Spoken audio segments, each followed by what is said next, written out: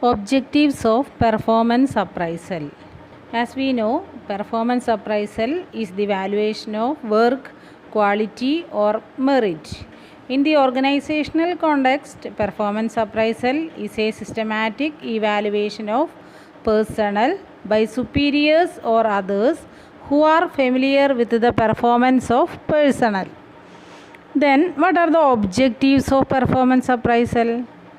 Performance appraisal is to improve the job performance of employees, to identify strength or weakness of individuals, to prevent grievances, to evaluate the success of training programs, to motivate the employees, to provide coaching, counseling, and career planning, to establish harmonious relationship between employer and employees, to test the effectiveness of recruitment, selection, placement, and rotation process, to facilitate research in personnel management, to provide valid information for deciding promotion, transfer, placement, punishment, etc., to facilitate a comparative study of the abilities of different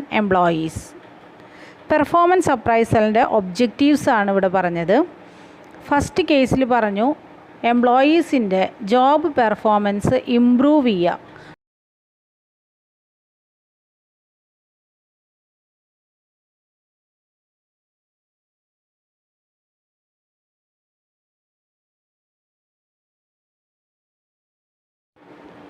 second point, to identify the strength or weakness of individuals.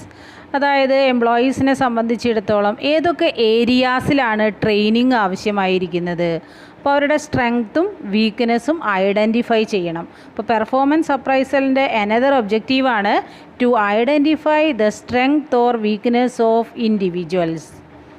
Third one, to prevent grievances and in disciplinary activities of the personnel. അതായത് എംപ്ലോയീസിനെ സംബന്ധിച്ചിടത്തോളം എന്തെങ്കിലും തർക്കങ്ങളുണ്ട് വെച്ചെങ്കിൽ അത് തടയുന്നതിന് വേണ്ടിയിട്ടാണ് to prevent grievances എന്ന് പറയുന്നത്.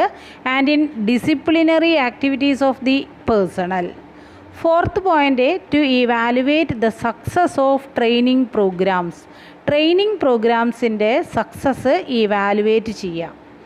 നെക്സ്റ്റ് ഒബ്ജക്റ്റീവ് എന്ന് പറയുന്നത് എംപ്ലോയീസ് ഏറ്റവും നന്നായി പെർഫോം ചെയ്യുന്നതിന് എംപ്ലോയീസിനെ മോട്ടിവേറ്റ് ചെയ്യുക. അപ്പോൾ motivation is one of the objective of performance appraisal, to motivate the employee to perform well. Next one പറയുന്നത് to provide coaching, counselling and career planning to employees. എംപ്ലോയീസിന് ആവശ്യമായിട്ടുള്ള കോച്ചിങ് പ്രൊവൈഡ് ചെയ്യുക, counselling നൽകുക, career planning നൽകുക.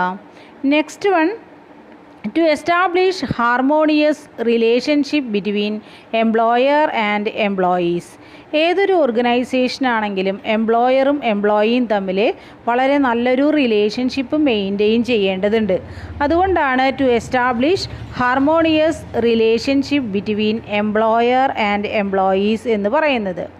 Next objective എന്ന് പറയുന്നത് to test the effectiveness of recruitment, selection, placement and rotation process. നമുക്കറിയാം ഒരു ഓർഗനൈസേഷനിൽ എംപ്ലോയീസിനെ റിക്രൂട്ട് ചെയ്യുന്നുണ്ട്, സെലക്ട് ചെയ്യുന്നുണ്ട്, അവർക്ക് പ്ലേസ്മെൻറ്റ് പ്രൊവൈഡ് ചെയ്യുന്നുണ്ട്. അതെല്ലാം വളരെ ഇഫക്റ്റീവാണോ എന്ന് ടെസ്റ്റ് ചെയ്യുന്നതിന് വേണ്ടി പെർഫോമൻസ് അപ്രൈസൽ വളരെ നല്ലതാണ്. To test the effectiveness of recruitment, selection, placement and rotation process. Next one, to facilitate research in personnel management. To provide valid information for deciding promotion, transfer, placement, punishment, etc. To facilitate a comparative study of the abilities of different employees. അപ്പോൾ അത്രയും കാര്യങ്ങളാണ് performance അപ്രൈസലിൻ്റെ objectives ആയിട്ട് വരുന്നത്. Next topic process of performance appraisal. Performance അപ്രൈസലിൻ്റെ പ്രോസസ്സാണ്. Process എന്ന് പറയുമ്പോൾ എ സീരീസ് ഓഫ് സ്റ്റെപ്സ് ആണ്. എന്തൊക്കെയായിരിക്കാം ആ steps?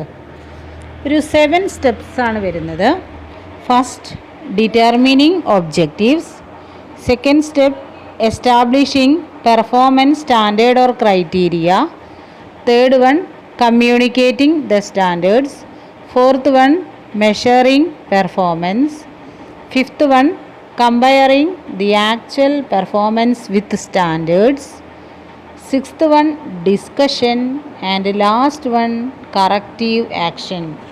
There are 7 steps for performance appraisal. First one, determining objectives.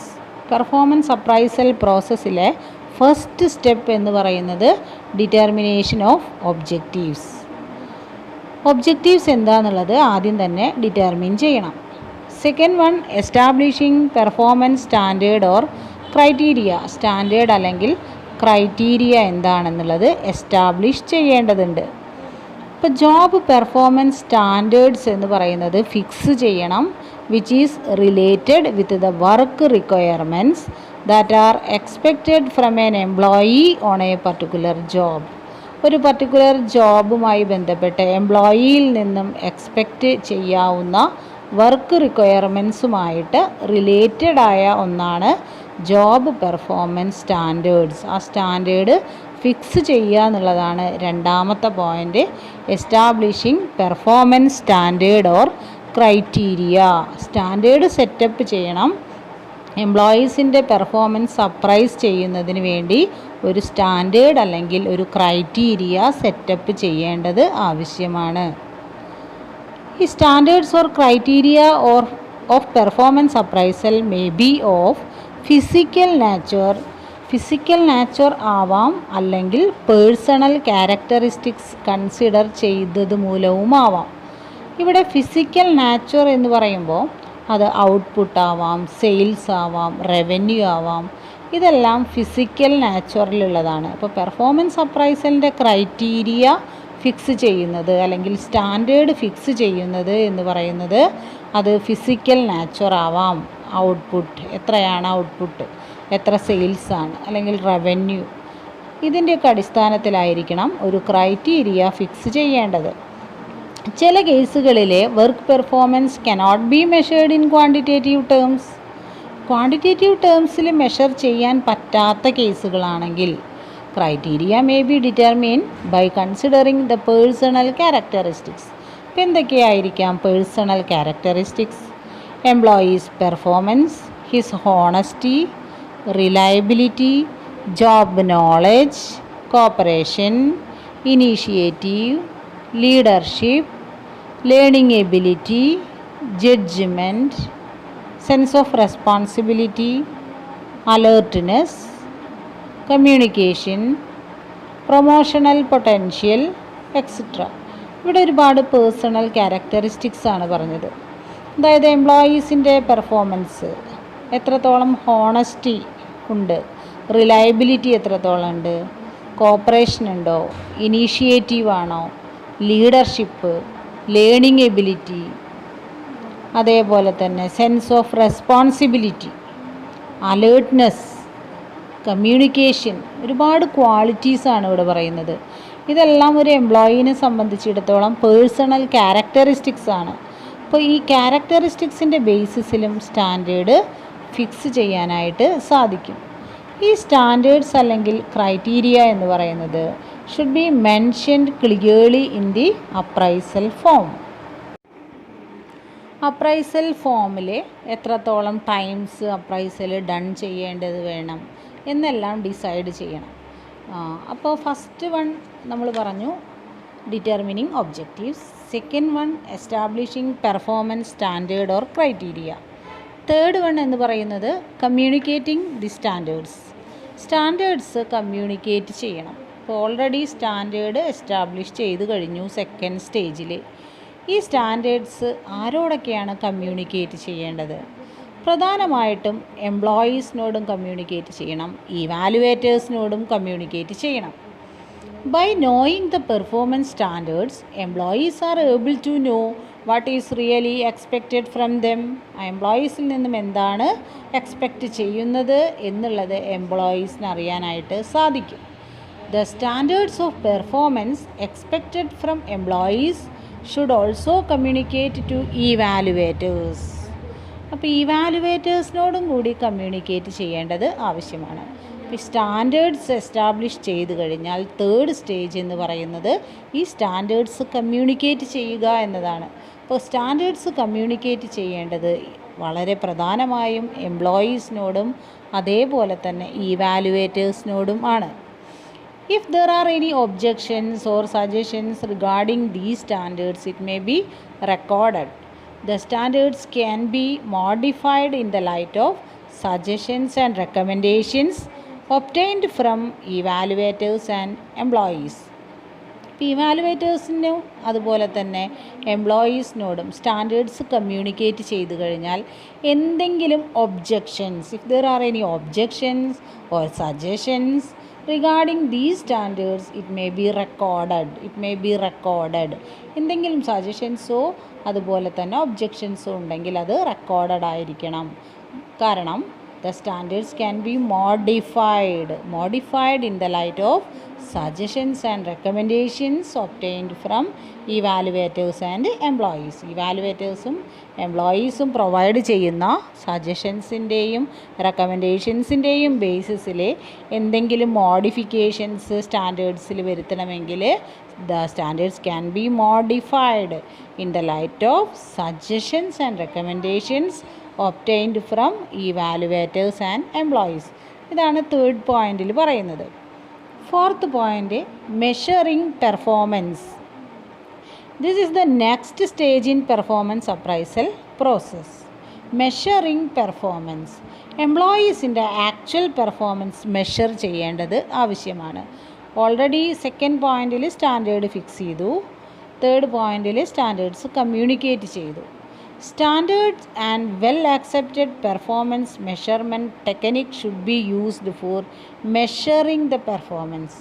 Performance measure ചെയ്യുന്നതിന് വേണ്ടി ചില ടെക്നിക്സുകൾ യൂസ് ചെയ്യുന്നുണ്ട്. ടെക്നിക്സ് എന്ന് പറയുമ്പോൾ പേഴ്സണൽ ഒബ്സർവേഷൻസിലൂടെ, റിട്ടൺ റിപ്പോർട്ട്സുകളിലൂടെ, ഫേസ് ടു ഫേസ് ഇൻ്ററാക്ഷൻ, ഇതെല്ലാമാണ് കോമൺ ആയിട്ട് യൂസ് ചെയ്യുന്ന മെത്തേഡ്സ് എന്ന് പറയുന്നത്. എംപ്ലോയീസിൻ്റെ പെർഫോമൻസുമായി ബന്ധപ്പെട്ട് ഇൻഫർമേഷൻസ് കളക്ട് ചെയ്യുന്നതിന് വേണ്ടി യൂസ് ചെയ്യുന്ന കോമൺ മെത്തേഡ്സ് എന്ന് പറയുന്നതാണ് personal observations, written reports, face to face interaction. Important ആയിട്ടുള്ള ടെക്നിക്സുകൾ, എംപ്ലോയീസിൻ്റെ പെർഫോമൻസ് മെഷർ ചെയ്യുന്നതിനാവശ്യമായിട്ടുള്ള ടെക്നിക്സ് എന്ന് പറയുന്നത് personal observation, written reports, face to face interaction. ഇതാണ് കോമൺ ആയിട്ട് യൂസ് ചെയ്യുന്ന മെത്തേഡ്സ് എന്ന് പറയുന്നത്. Fifth point, comparing the actual performance with standards. Fifth point എന്ന് പറയുന്നത് ആക്ച്വൽ പെർഫോമൻസിനെ സ്റ്റാൻഡേർഡ്സായിട്ട് കമ്പയർ ചെയ്യുക. കമ്പയറിംഗ്, എംപ്ലോയീസിൻ്റെ ആക്ച്വലി പെർഫോം ചെയ്തതും സ്റ്റാൻഡേർഡും തമ്മിൽ കമ്പാരിസൺ നടത്തുക. അതാണ് ഫിഫ്ത്ത് പോയിൻ്റ് എന്ന് പറയുന്നത്. After measuring the actual performance, it should be compared with the performance standards. Already standard establish ചെയ്തിട്ടുണ്ട്. ആ സ്റ്റാൻഡേർഡും എംപ്ലോയീസിൻ്റെ ആക്ച്വൽ പെർഫോമൻസും തമ്മിൽ കമ്പയർ ചെയ്യണം. Such a comparison will help to highlight the deviations of actual performance from standard. ഇവിടെ പ്രധാനമായിട്ടും deviation എത്രയാണ് എന്നറിയുന്നതിന് ഹെൽപ്ഫുള്ളാണ്. Comparison ചെയ്യുന്നത് എന്തിനു വേണ്ടിയാണ്? ആക്ച്വൽ പെർഫോമൻസും സ്റ്റാൻഡേർഡും തമ്മിലുള്ള ഡീവിയേഷൻ അറിയുക. These deviations may be either positive or negative. Deviation എന്ന് പറയുന്നത് എന്തൊക്കെ വ്യത്യാസമാണ് വന്നിട്ടുള്ളത്, ആക്ച്വൽ പെർഫോമൻസും സ്റ്റാൻഡേർഡുമായിട്ട് എന്ത് ഡീവിയേഷൻ ഉണ്ടായിട്ടുണ്ട്. ഈ ഡീവിയേഷൻ എന്ന് പറയുന്നത് either positive or negative. Sixth point എന്ന് പറയുന്നത് ഡിസ്കഷനാണ്. After that it is necessary to communicate the results of the appraisal to the employees. ഇവിടെ ഡീവിയേഷൻസും അതേപോലെ തന്നെ ഡീവിയേഷൻ്റെ റീസൺസ് എന്താണെന്നുള്ളത് അനലൈസ് ചെയ്യുക, ഡിസ്കസ് ചെയ്യുക. എംപ്ലോയീസുമായിട്ട് ആ ഡീവിയേഷൻസിൻ്റെ റീസൺസ് എന്താണെന്നുള്ളത് അനലൈസ് ചെയ്യുകയും ഡിസ്കസ് ചെയ്യുകയും വേണം. The discussion will enable the employees to know their individual strength and weaknesses.